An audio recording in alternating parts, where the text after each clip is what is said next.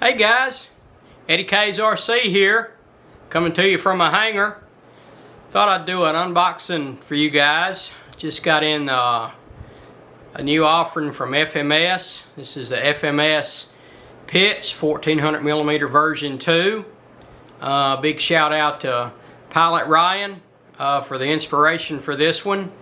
I was tuning in on his live show that he does every Saturday night, RC Pilot's Lounge, and saw him talk about this and just fell in love with it then. And just a few days after that, I decided I wanted to get one and made sure I went to pilotryanmedia.com and followed the link there to the Horizon page, which happened to be where I got this from Horizon. And they got it shipped out to me, you know, in good order as they usually do. And just a big shout out to Ryan. He's a great guy for the community. He brings us a lot of content, and it helps make up a lot of minds for what we choose to buy with our money. And that's definitely the reason I bought this one. So shout out Ryan, appreciate you. This is going to be my first unboxing. I've unboxed a lot of airplanes, but this is the first time I videoed it. Just still new to this YouTube thing, trying to get my subscribers up, so make sure you guys hit the like button and subscribe if you want to see more content like this. Do this video to unbox it and let you guys see what this thing looks like all out of the box, and then I'd like to do a separate video on not really a build video, because there's really not too much building this thing, but just kind of some more tips and tricks that I use when I finish these things out, particularly putting a finish on them. I always like to put a finish on my foam models. I do fly off of grass, and a lot of times I'll fly late in the evening after the dew is started settling on the ground. So this just kind of helps, you know, with some of those grass stains and mud stains that you might get if you're flying off of wet grass. So stay tuned for that video. I'll show you some things that hopefully might help you when it comes to putting a finish on your model if you've never done it, or you struggle with it or don't like doing it. You know, this Pitts is a really pretty airplane. Really looks good in the air. The red and white pattern is just killer for visibility. Looks great. Some people may be more familiar with this plane's sister, you might call it, the Christian Eagle, which was the white version with the multicolor eagle wings on the wings itself, and then the body down the fuselage of the plane. But this is the red and white version. You know, I've been flying RC a long time, and one of the guys that I became friends with when I first started flying, you know, he was an older gentleman, and he told me something that really stuck with me. He said, if you fly these planes long enough, there's 3 planes that you'll more than likely wind up with in your hangar. And you know, the first one's a J3 Cub, the second one's a P51 Mustang, and the third one is one of these Pitts right here. And this is my third one. This is the 3 of 3. I've got the previous 2. Now this rounds out my collection. So I don't know if that means I'm finished or I'm just getting started, you know, with the hobby. But you know, I have been flying a long time, and I'm proud to add this one to my collection. As a matter of fact, I think this is probably only my second biplane I've ever had. So looking forward to that. So hey guys, hang with me here. I'm gonna get this thing unboxed, and we'll let you see what it looks like, and then follow me in another video. I'll do a tips and tricks video. Okay guys, I got it slid out of the box. Went ahead and cut the tape around the styrofoam, and we'll just go ahead and slide this thing out and take a look at it. Start right here. This is one of the bottom wing panels looks really nice. Have ailerons on all 4 wings, but servos only in the 2 bottom wings. They're going to be connected via a rod from the top to the bottom, and that's what will make the top aileron work on each one of these. Sometimes in your larger scale biplanes you'll have a servo in each wing panel, but this is fine for this size airplane. Two servos are fine. The white stripes here are decals. They look really nice.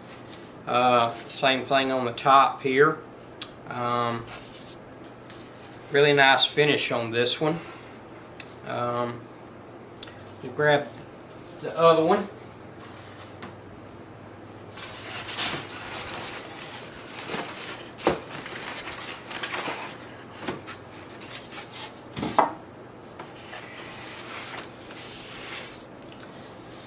Something I failed to mention on the first one, these are plastic hard points. These are for your attachment of your cabane struts. They're just a slip pressure fit. You don't have to fiddle with any kind of screws or any kind of attachment on these. They're keyed and they slide right in, so that's a nice touch. Here is that little control rod area right here, again for the between the bottom and the top wing. Again, you see a nice finish on these. It's not what I would call a flat or a dull finish, probably like a satin. As I said earlier in the video, I'm going to do a separate video on doing a finish on these, and I'll probably do a glossy finish to make it more scale. But overall, these look really nice. Let's just center piece out here. These are carbon fiber tubes right here. I'm sure these go in each of the top and bottom wings. They look like they're the same diameter and they are the same length, so haven't got the instructions out yet, but I would imagine these probably are interchangeable for top and bottom wings. But fairly light and good and strong since they're carbon fiber, so that's a good added detail. Here are the top wings.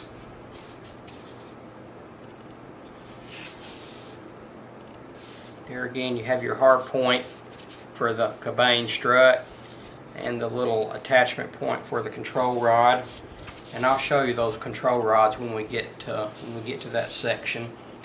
I always like to make sure you deflect your control surfaces really well, so you don't have any problem with binding up your servos. Sometimes if you don't do that, the servos can struggle because these are pretty tough right out of the box, so you kind of need to work them in. So here's one of the top wings. Here's the other top wing. Same situation. I really like these decals. They actually have a red, it looks like a red surround around them that really matches the red on the foam.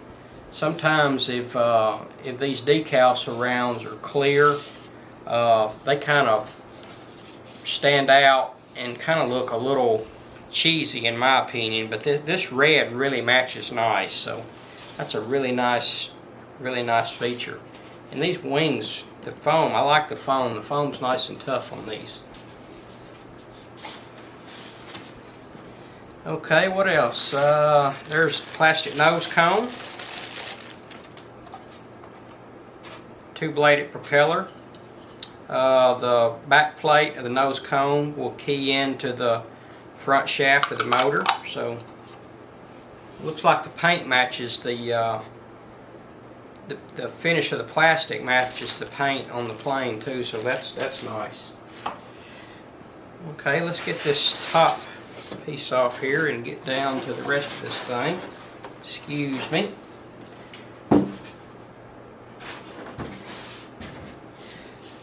Wow, we got a lot going on right here. Let's start with, let's take the tail feathers out. You have your horizontal stabilizer, nice plastic attachments.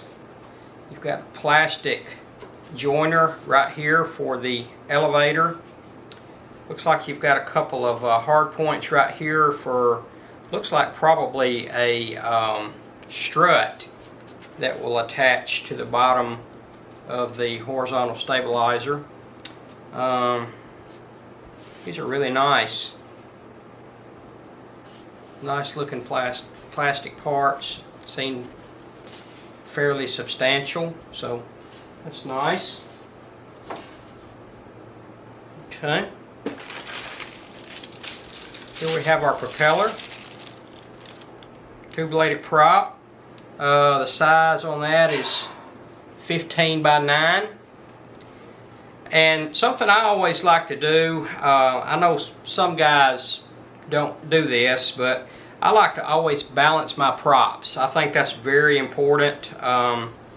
It really doesn't matter on what size plane. I'm always going to take an effort to balance my props. I've got a couple of really nice prop balancers, and usually what I do, whichever side, whichever blade is light, I will always spray some clear coat on the light side of the blade and always on the back side, and try to get as much out on the end as possible, because you don't have to use as much material that way, because the weight will be out on the end and it will help balance the prop. So nice looking prop, fairly sturdy. Here we have well, let's get the gear off first.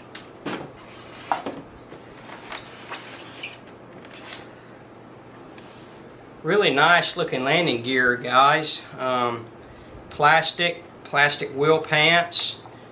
The wheels are nice. They appear to be a little harder than some of the softer foam wheels, which is, some guys have a problem with the harder wheels on if they fly off of geotex or pavement.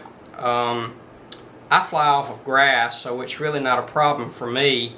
But sometimes the harder wheels will have a tendency to bounce a little bit more. But looks like we've got a really nice wire right here that's going to probably give you, give you some flex for those landings. It's going to key into the bottom of the fuselage that I'll show you here in a minute. Nice two-piece, looks like two-piece, yeah, two-piece wheel pants that have a hinge point here and here that will hinge at the fuselage. So those are nice. Those are really nice wheel pants. Good looking paint. And then the white again on here are decals or stickers. Okay, here we have our vertical stab and rudder. Nice substantial piece here. Looks like we've got hard points here. Looks like we've got a little threaded brass piece right here. I'm not sure if you can see that, but this will thread into, the screws will thread into brass, and I like to take the extra effort and always, whenever I've got metal on metal contact, to use a little bit of blue Loctite.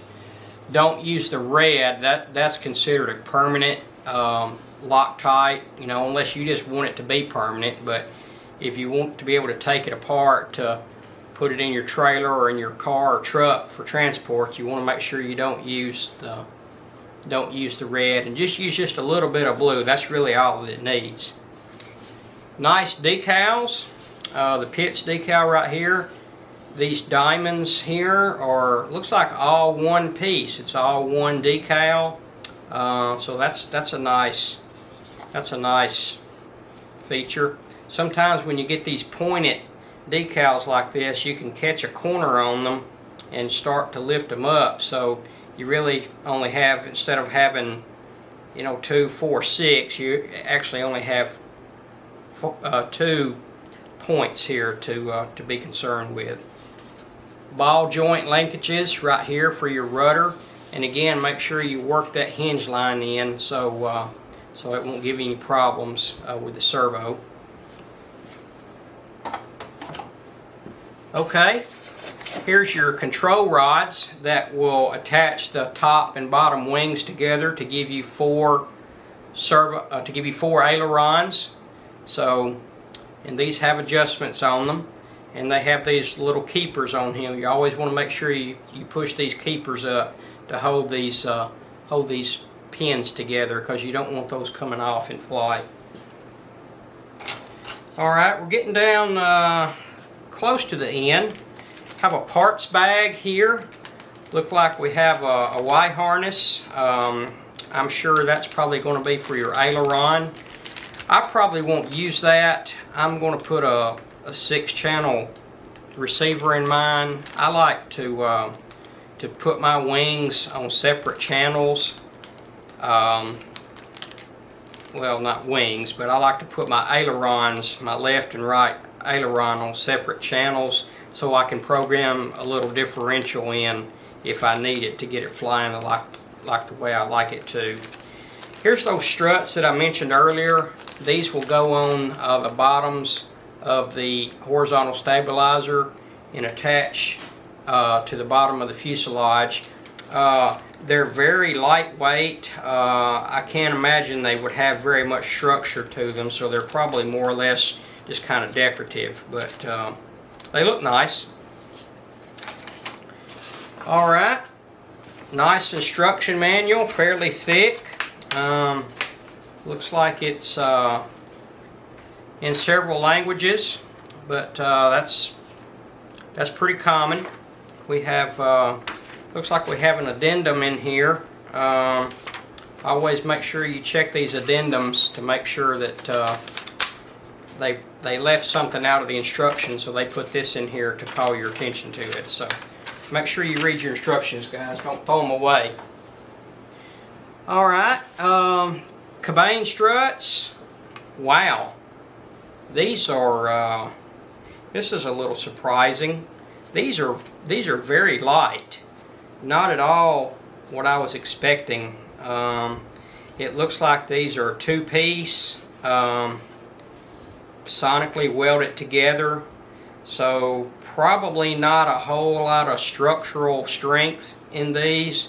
You might get a little bit, but probably more or less just decorative and maybe just minimal support on the ailerons. I'm sorry, on the wings. But you've got those carbon fiber tubes going through there, so I'm sure they're plenty strong. But that is a little that's a little surprising. I would thought there would have been a little bit more substantial cabanes on that. But anyway.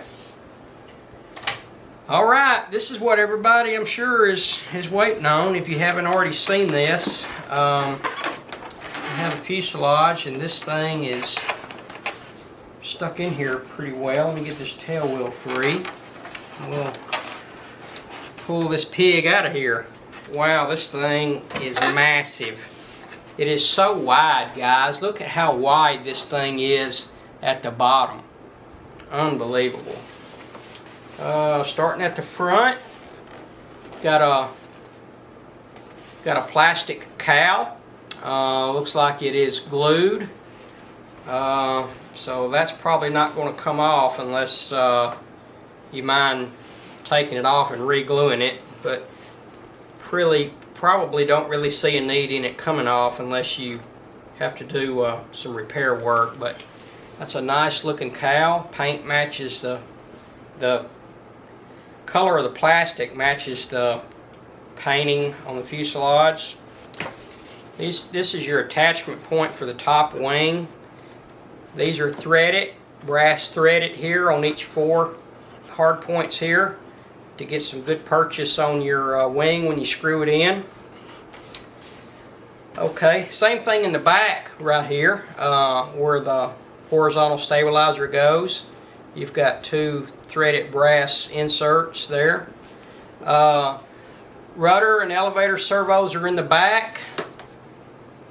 Tail wheel will be keyed into the rudder, so you'll have tail wheel steering when you're on the ground.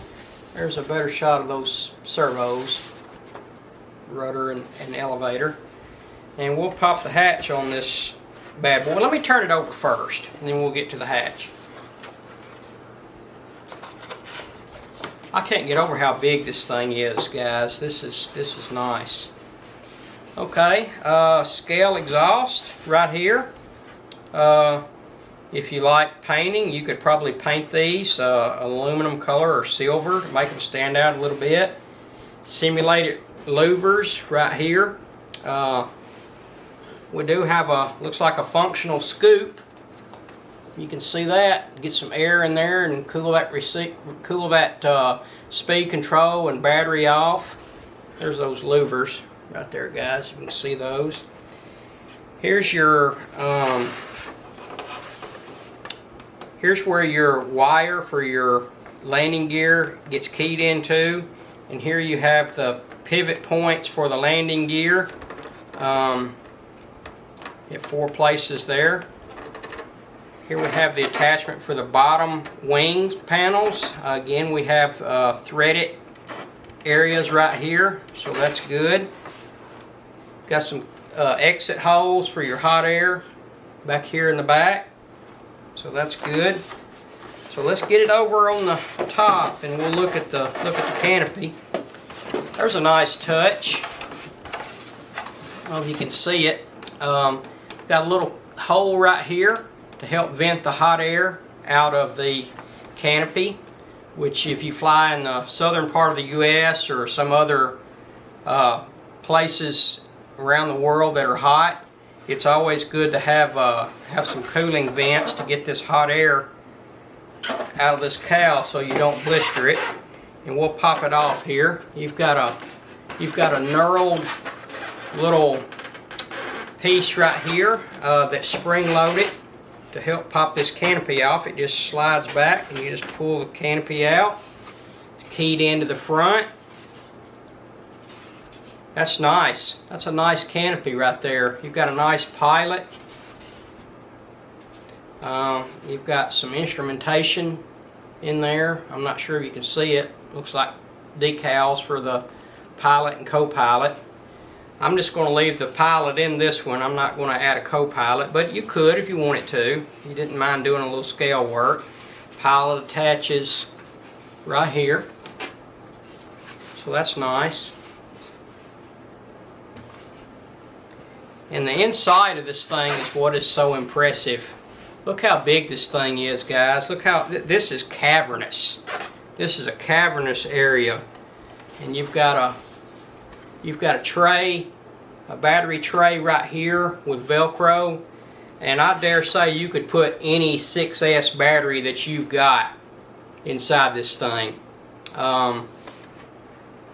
Huge fuselage.